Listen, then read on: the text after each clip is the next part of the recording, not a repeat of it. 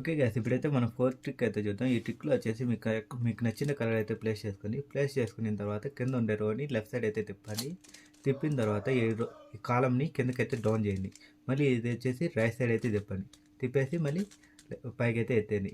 మళ్ళీ ఇటు సైడ్ తిప్పుకొని ఇది ఇట్లా తిప్పుకోవాలి.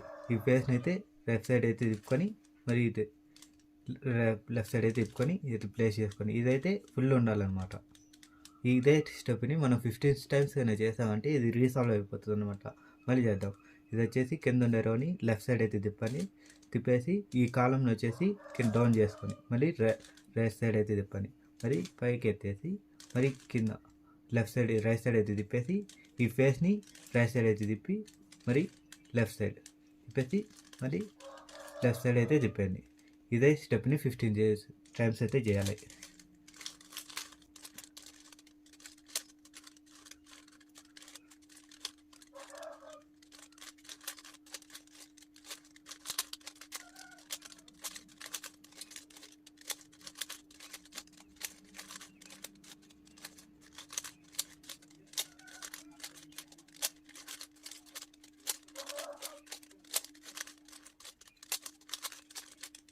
చూసారు కదా, రీసాల్వ్ అయిపోయింది అనమాట.